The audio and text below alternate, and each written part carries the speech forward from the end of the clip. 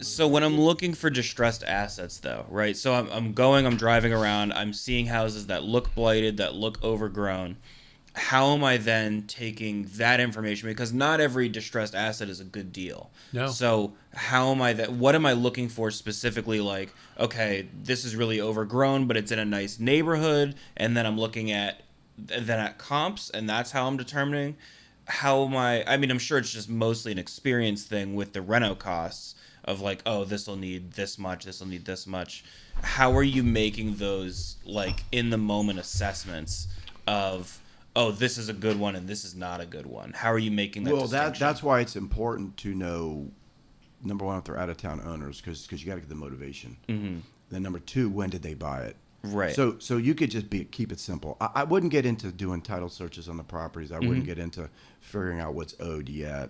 I would just get into a habit of identifying leads. At the highest level, you're Identifying looking for leads. physical distress, Yeah. financial distress, Yeah. or someone who contacts you and they're under emotional distress and needs Sure. to sell it for Right. life So change purposes. driving for dollars, you're looking basically only for physical distress, right? Yeah. Right. So right. so I guess then the step by step process would be drive for dollars. And as you see houses, write down the addresses of Gather the an houses, information. Skip gather trace. the information, Skip and, trace. and then Figure the look at the owners. tax record next. Skip trace, figure out who owns it. Yep. Figure out what the rate is. Figure Yep. out all that stuff, and then once you have that information, you can look at the neighborhoods. But then comps and stuff like that, Not, and then yeah, you're sort of not assessing? yet. You're going to be able to figure out how much a neighborhood's worth based on the tax assessment. Uh-huh. One of the things that we do is, let's say we don't readily have comps. Most people don't have MLS access. We just put a straight line. So, for example, the tax assessment's $500,000. House is worth $550,000. We just keep it simple. So you just add 50 on we top? add 10%. Add 10%. 600 Okay, is worth sure. 660, right? Uh-huh. Now that's not 100% true, but it gets you close enough so you don't have to spend all this time getting comps, figuring out what the property's worth. I see. At this point, you're identifying leads, you're skip tracing leads. Once you get all this stuff organized, then you got to start marketing to these guys. Sure. Because eventually you want the owners calling you back. Now, and with the tax record, does that have what they owe on the loan still? No, it doesn't have that. So you don't want to spend time. A with lot them. of it you're inferring to in order to get a target. Yeah. You may ultimately have to talk to them before you make an offer. In fact, you Yes. will have to Right, do that. you will. So because you may talk to them and find out more about the loan. They Yep. may or may not tell Yep. you initially, and you can see, are there a lot of liens that have to get paid off? Correct. Because whatever loan they have has to get paid off, whatever second loan, if they have it, Sure. they might have other things attached to the house, Yep. a judgment, and when you look at that, you might be like, oh, this otherwise Not looks a like deal. a house is just Not a not deal. a deal. It's not a deal. Because it's Yep. underwater. Or Yep. you look at it and you go, okay, it's got this scenario. That means now let me talk to a person who finances it.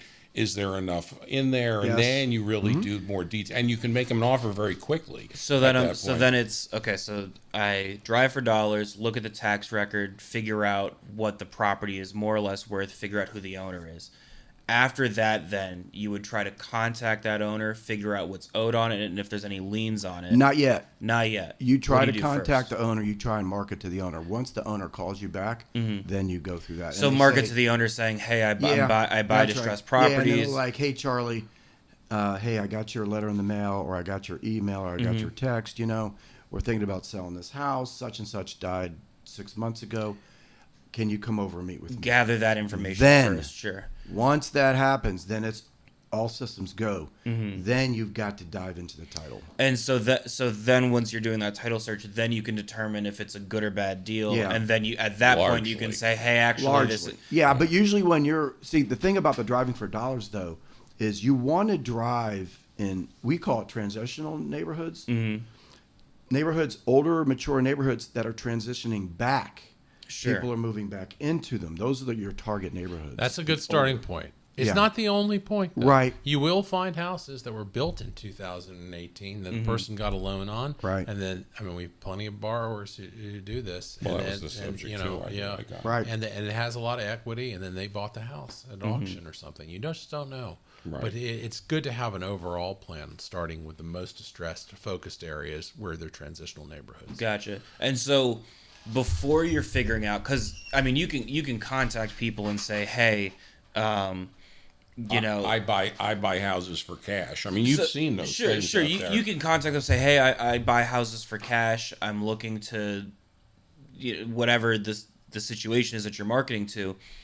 Are you contacting everybody that you find that looks decent, or so like let's say I'm driving around in PG County and I find a house that the tax record says it's 750 or 700, so it's 770 is what it's worth, and then Fixed up, right, after repair value, and it's in a rough shape,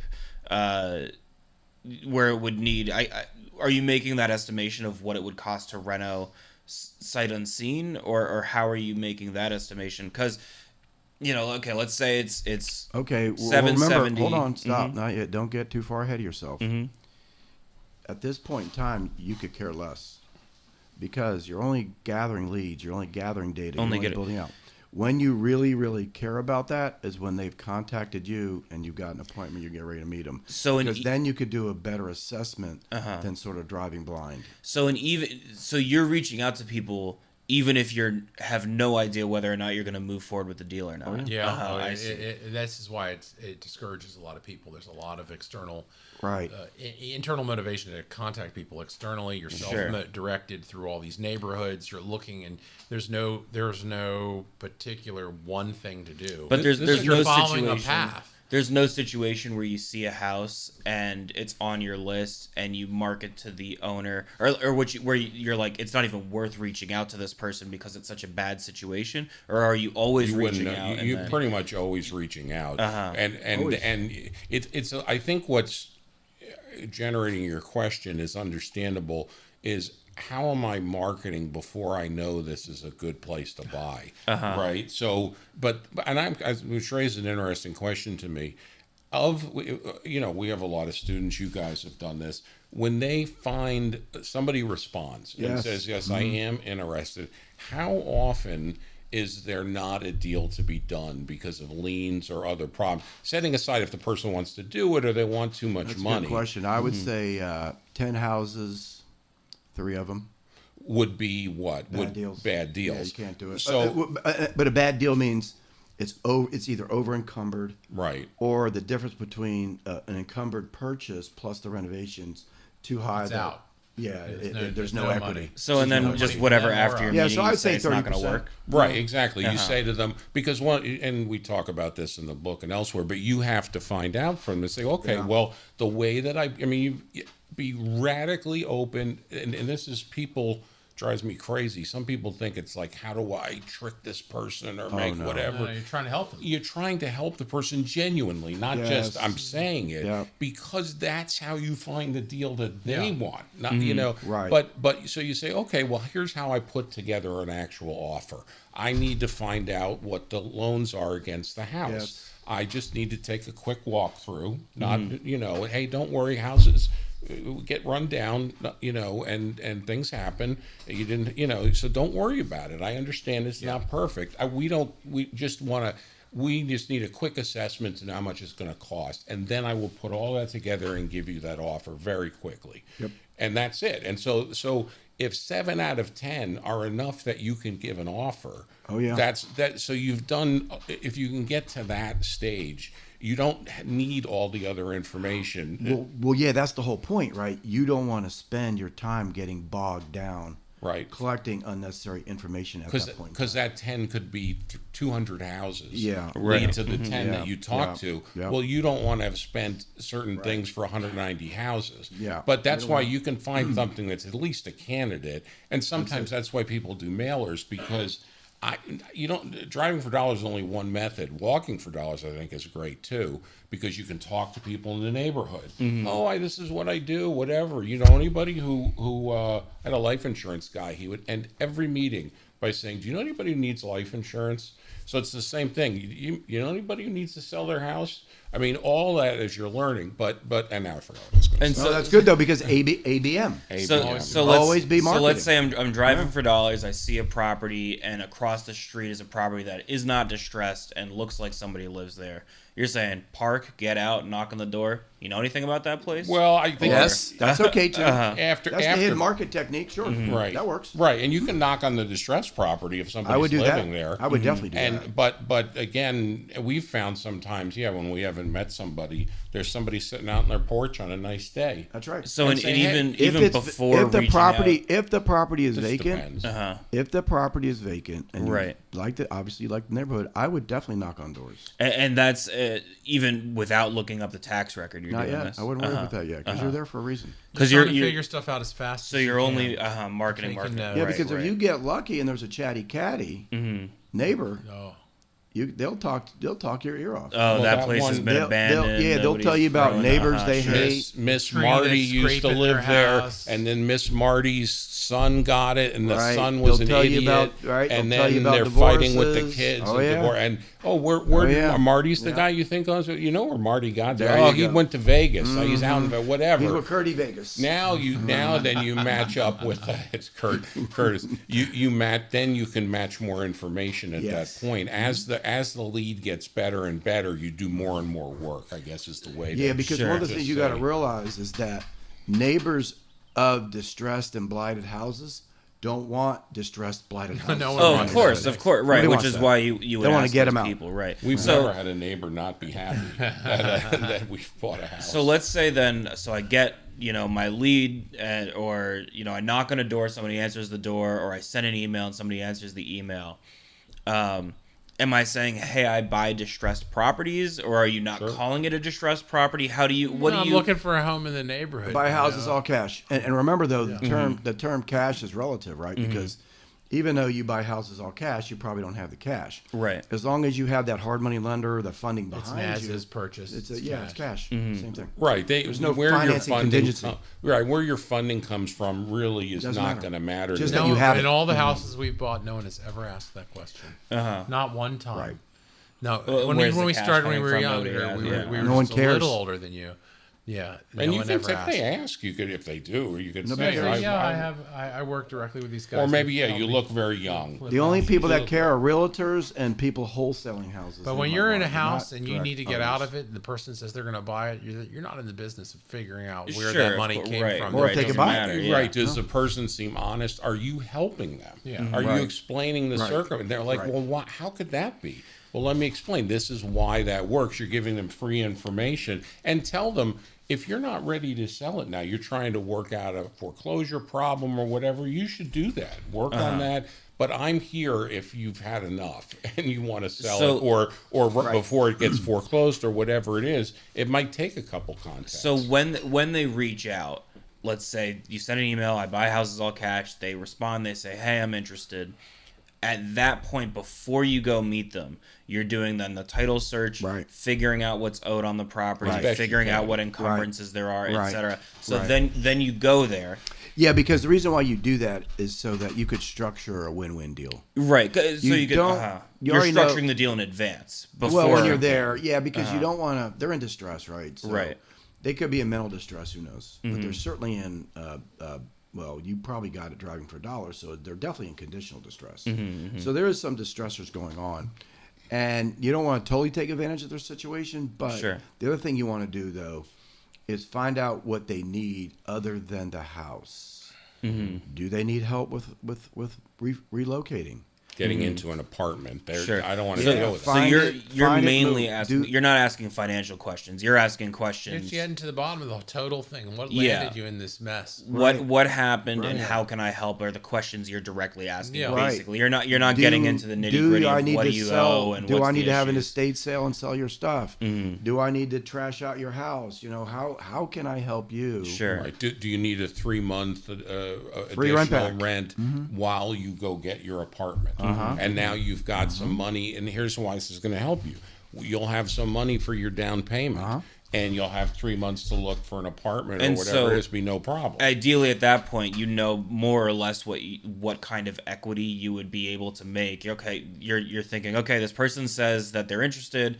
I'm imagining it's going to be $100,000 renovation. It needs a lot of work, And then you can show them the math. Right. And you can show them. Okay. So I show them the math. I say, look, I got to make 10%. All on the table. I'm going to make $50,000 because they might no say, one minds. They might say, my neighbor down the block, Tommy, sold his house for $600,000. Walk backwards. I understand. Yeah, so let me explain how I got to my repairs, number. minus 35 for the real estate agent, minus 3 months of holding cost, plus you're getting your stuff out of here, and then you're already at plus your profit at $500,000. Right. Plus some contractor ripping you off because you don't know contractors. And so you're just putting that spreadsheet together more or less before you even show up. I just go down a little piece of paper and write it down for them in front of them. And for the young people like you, this is where it's really good to know a real estate person or a hard money lender because you can get some free advice. Honestly, that's the first thing I would do is reach out to one of you guys. Right. If somebody emailed back,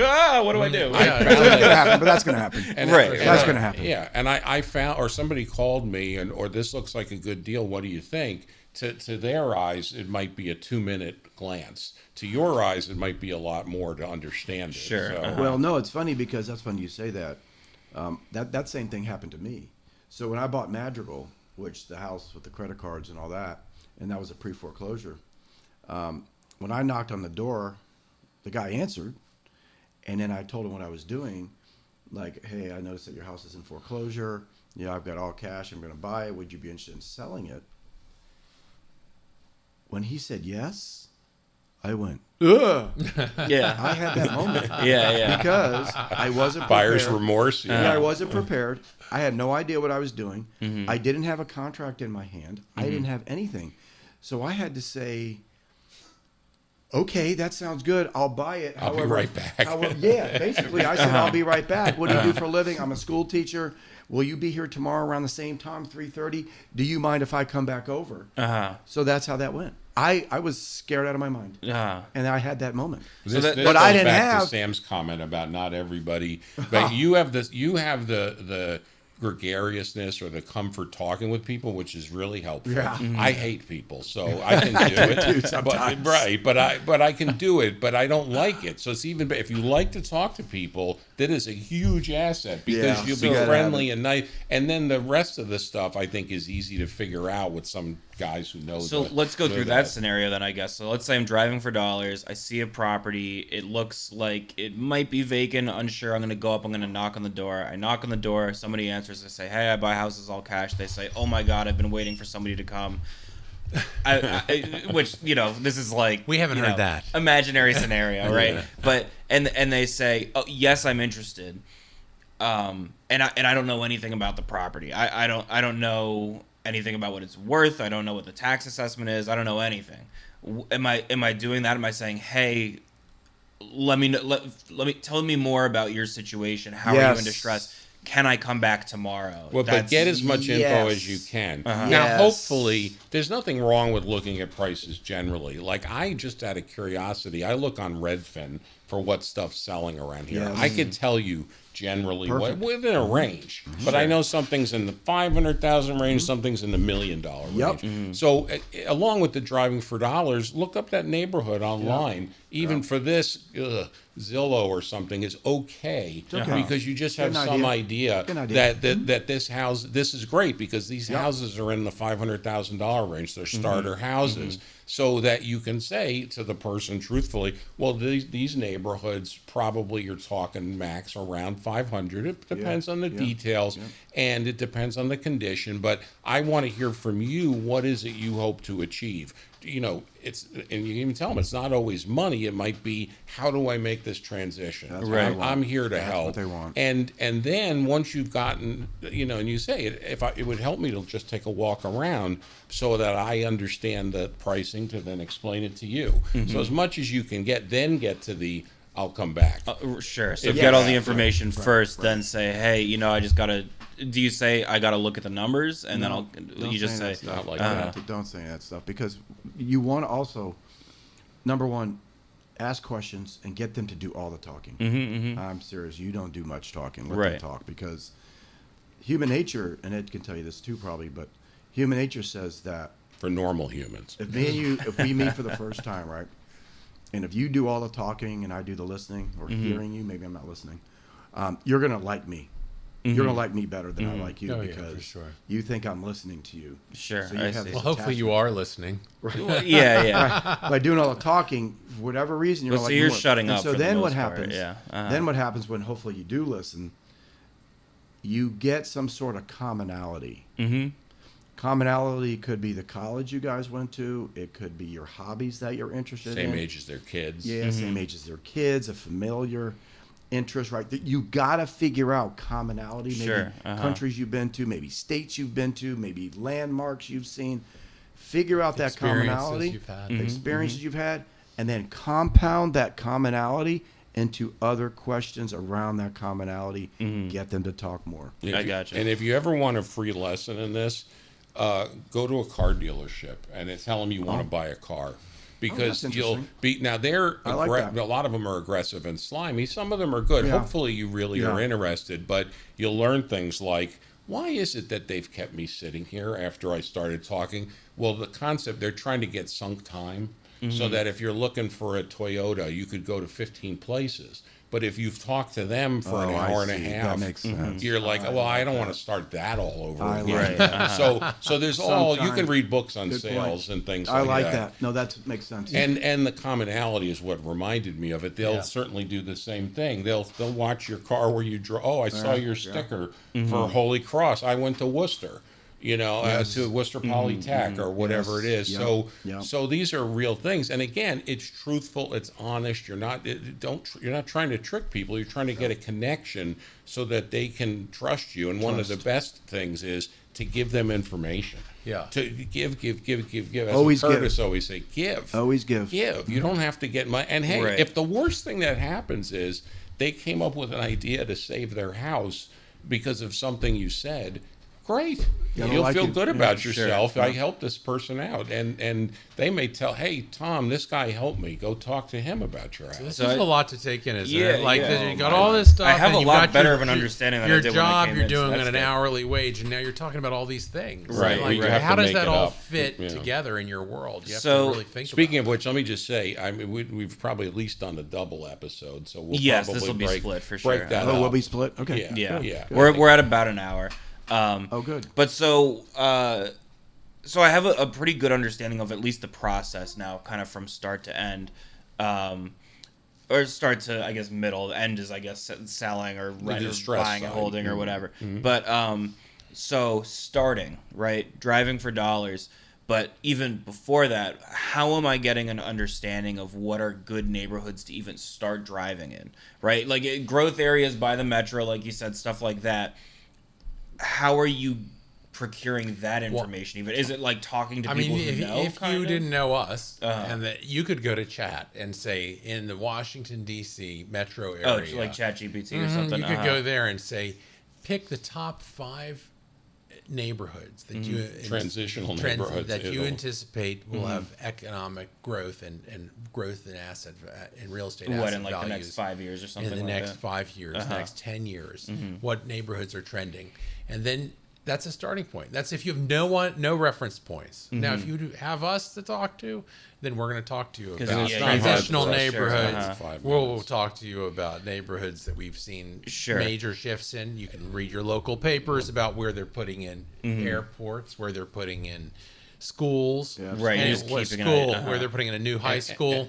Ding, ding, ding. Schools. There's a lot of stuff. And around let me that. add big, for somebody young and who's new, I think the other thing that's very powerful, which I've seen our students do from you guys talking to them, where do you go? You go to D.C. all the time. Yeah. You're in Fairfax County, Burke, Virginia all the time.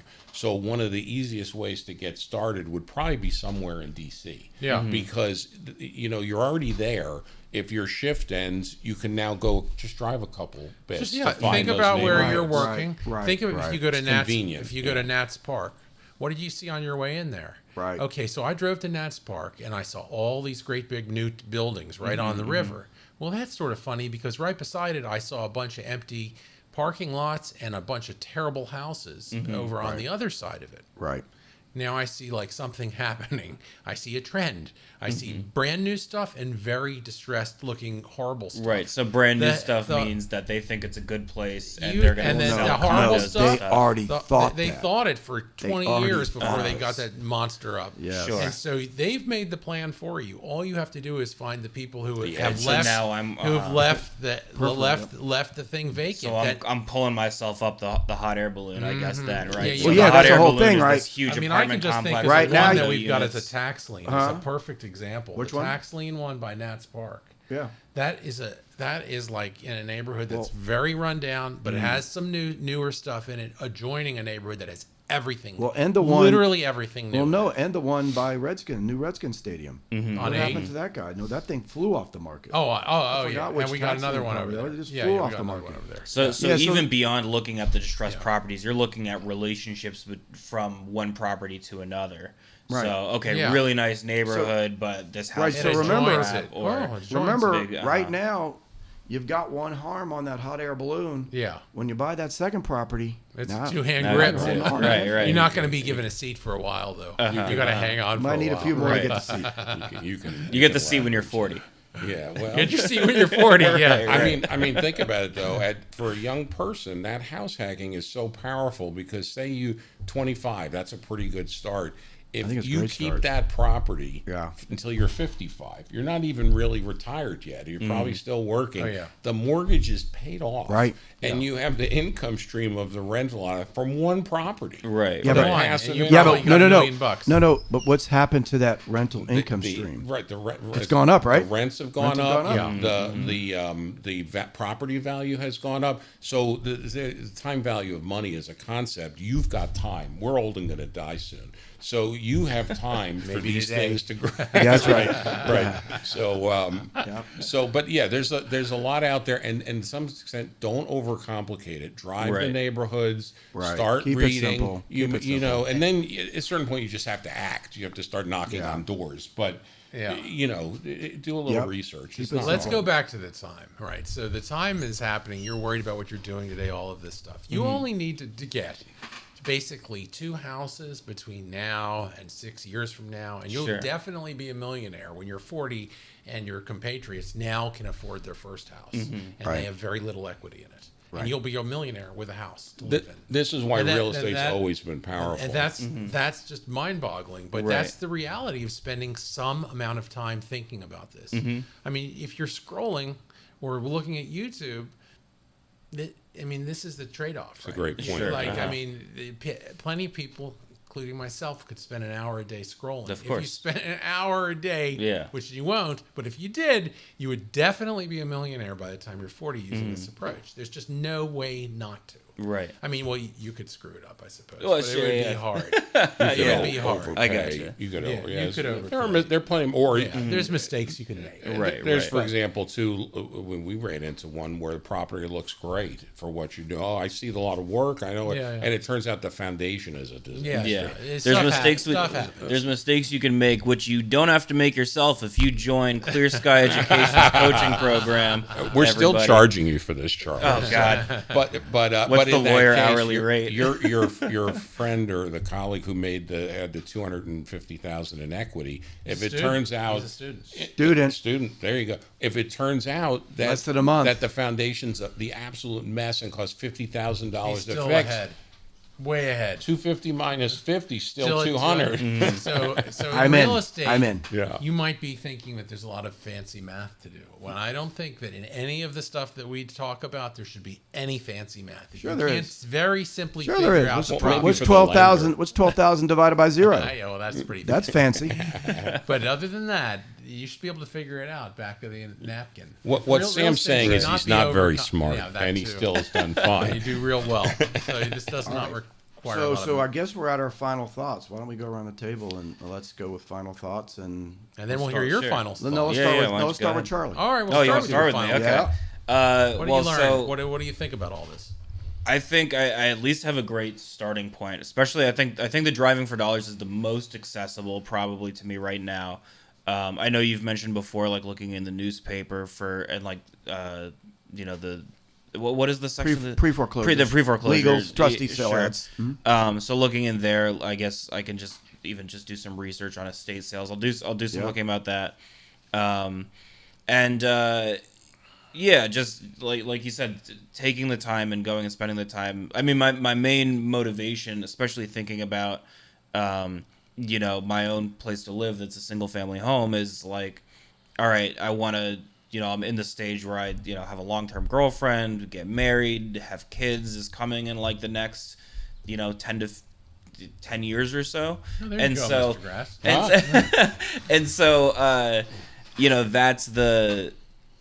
that's one of the main motivators for me. And so starting this process so that then in that 10 years I'll be in a better position with that is kind of, I don't know, this is like the beginning of it for me, turning this into like that's the motivation. My motivation isn't necessarily to like make $1 million, although that's nice. It's to like, all right, let me like lay some foundation here for like a family and like the rest of my life and stuff like that. I love it. So, That's great. Wow. Yeah, I think that's great. And then for my final word, I would say it's all that timeline, right?